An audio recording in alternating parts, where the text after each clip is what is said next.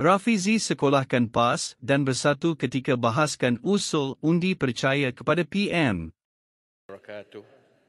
Dan salam sejahtera Tuan Yang di-Pertua. Terima kasih atas ruang dan juga tahniah utamanya atas amanah yang diberikan sebagai Yang di-Pertua Dewan bagi penggal ke-15 ini.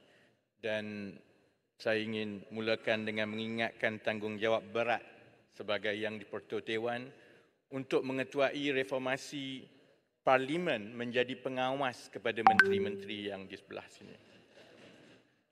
Ini kali pertama sejak tahun 2004 yang pilihan raya umum menghasilkan sebuah kerajaan dengan sokongan 2/3 Dewan. Sebelum saya teruskan, saya nak beritahu Yang di-Pertua Dewan awal-awal yang saya tidak akan bagi ruang kepada pendang dan juga hulu langat untuk mencelah. Kalau pendang dan hulu langat untuk bangun, saya silakan ke sebelah, bolehlah melalak sekuat-kuatnya di luar Dewan. Tuan Yang di-Pertua, sebab dia sebut pendang, tak pernah ada sejarah tradisi parlimen menteri berbahas. Boleh. Tak pendang. Tak pernah ada, saya kata Pendang. sejarah tradisi tak ada. Boleh. Peraturan mana pendang? Dan Sebelum kata boleh tak ada lah, bangun, sejarah tak pernah ada kena berbahas. bacakan peraturan Biarlah dahulu. nanti Perdana Menteri menggulung apa tadi yang membawa usul itu menggulung. Tidak ada presiden. Pendang dah ambil seminit Yang di-Pertua Dewan. Ya, Baik. silakan.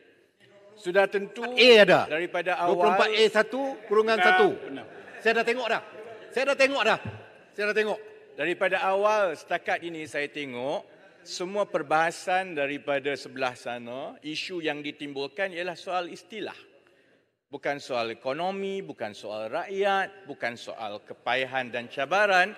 Dia soal istilah yang tidak bersetuju apabila kerajaan ini dipanggil sebagai kerajaan perpaduan. Baik.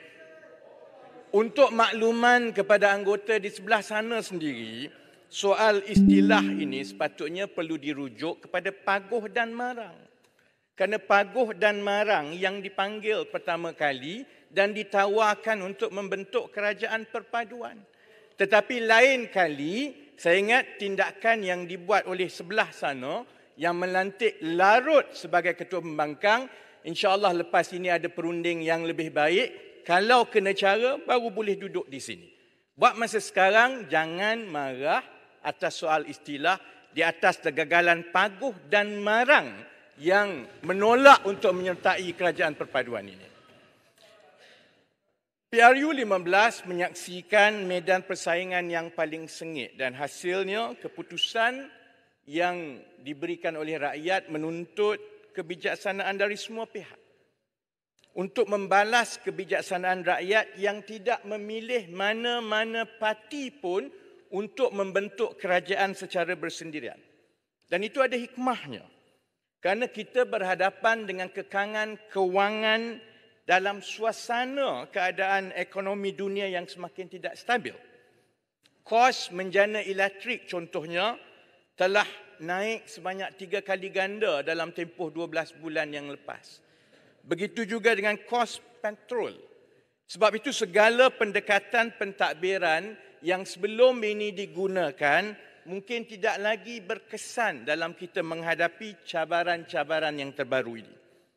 Keadaan ekonomi dunia juga dijangka akan menjadi lebih mencabar dalam tahun 2023. Dan sekiranya pergolakan geopolitikal yang berlaku ini berterusan, sudah tentu ada kemungkinan besar ekonomi dunia akan memasuki kemelesetan.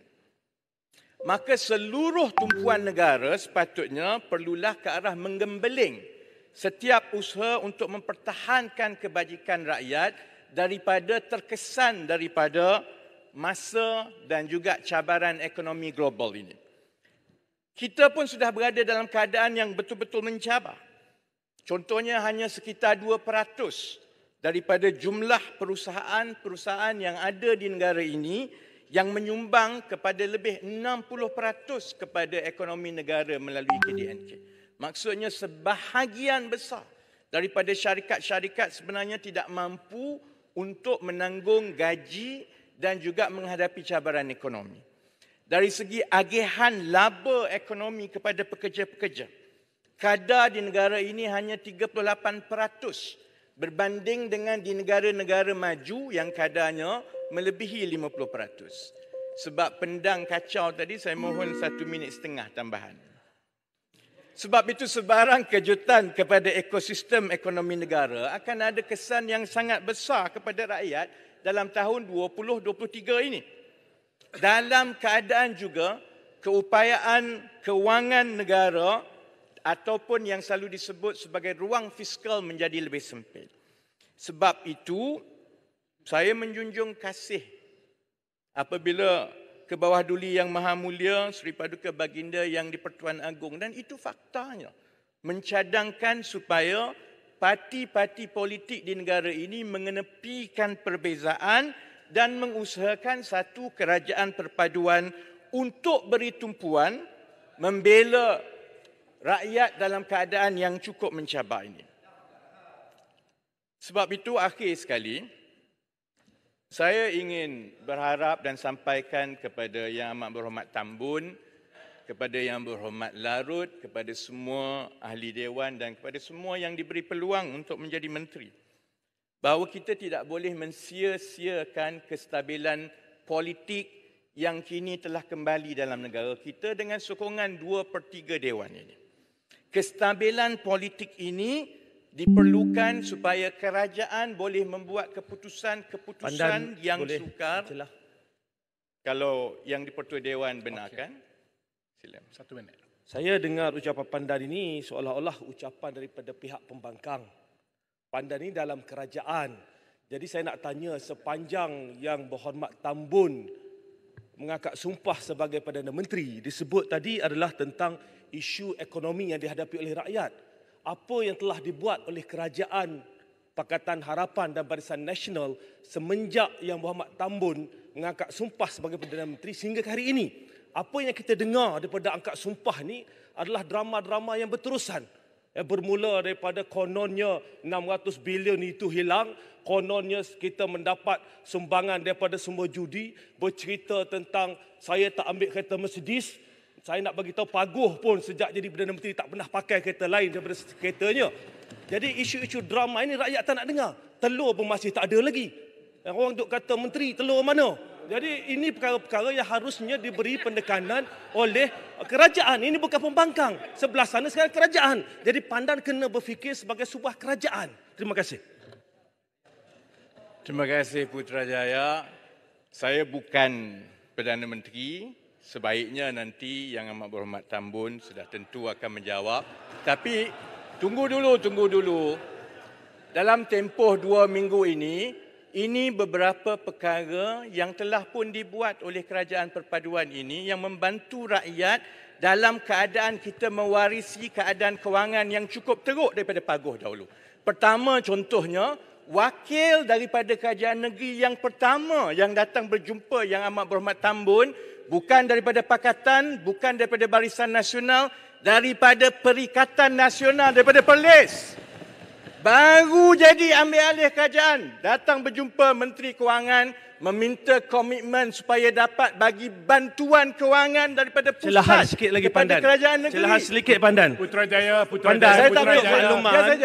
Sebelum ini Menteri Besar Perlis adalah daripada sahabat Barisan Nasional untuk maklumat Pandan. Terima kasih. Putrajaya tanya soalan, jadi sila bagi saya peluang untuk jawab. Yang pertama sekali datang jumpa untuk minta bantuan kewangan bukan daripada Barisan Nasional, bukan daripada GPS, bukan daripada Perikatan, tetapi yang di bawah Kerajaan Perikatan Nasional, Menteri Pandan bagi laluan oleh kerau. Kemudian yang kedua, dalam minggu lepas hari Jumaat, Kerajaan Perpaduan telah pun. Biar saya jawab.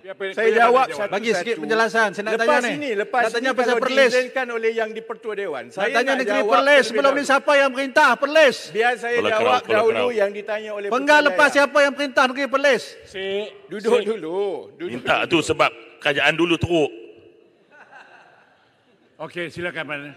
Minggu lepas, hari Jumaat, Kementerian Tenaga Sumber Asli telah mengumumkan bahawa kerajaan terpaksa menanggung dan memperuntukkan sehingga 10 bilion subsidi. Daripada 10 bilion itu, 3 bilion subsidi tambahan supaya kita tidak menaikkan tarif elektrik kepada rakyat dan 90% daripada perniagaan tidak terlibat. 80% daripada isi rumah tidak terlibat.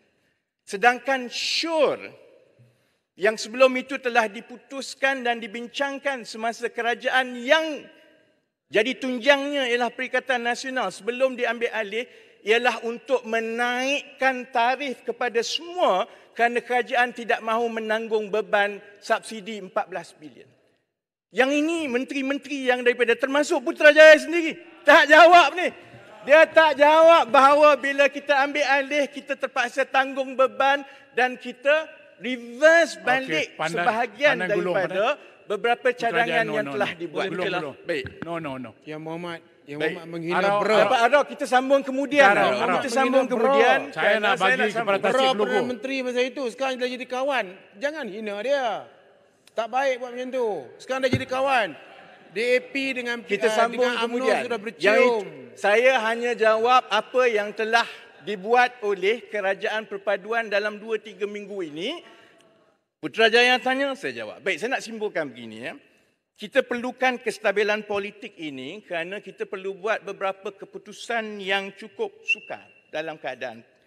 Pertama, kita kena melindungi, memperkasa dan mengupaya kebebasan institusi-institusi penting dalam negara. Supaya kita ada satu kerajaan yang ada timbang tara dan bebas untuk menjalankan tugas masing-masing. Parlimen, kerajaan, Kamar Peguam Negara, kehakiman dan lain-lain. Kedua, dalam tempoh 5 tahun ini dengan majoriti yang baik ini, saya berharap kita dapat mengalih pergantungan kerajaan dari beberapa sumber kewangan sahaja kepada kombinasi sumber pendapatan yang lebih kukuh, lebih mampan, lebih pelbagai dan lebih progresif. Ketiga, kita perlu mengalihkan landasan ekonomi Malaysia dari yang tersangkut di ekonomi yang berasaskan komoditi dan perkilangan nilai rendah semata-mata kepada ekonomi abad 21 yang berasaskan digital, teknologi, nilai tambah, kreativiti dan inovasi. Dan keempat, membina ekosistem ekonomi yang berlaku adil kepada pekerja-pekerja supaya dari segi upahnya kita berikan upah yang berpatutan dengan kelayakan dan pengalaman supaya rakyat kita mempunyai peluang mobiliti dan kebolehpasaran hingga ke peringkat antarabangsa. Jadi Tuan Yang di-Pertua, saya nak rumuskan begini.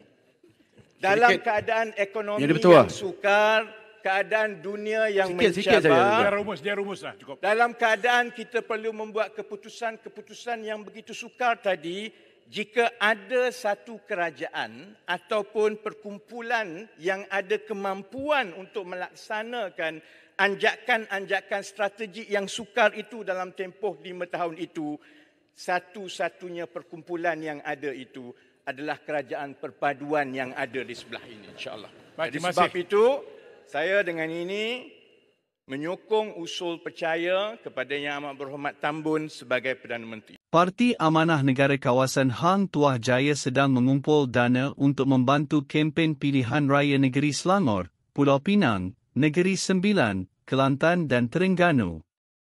Sudilah kiranya hulurkan derma ikhlas untuk kami.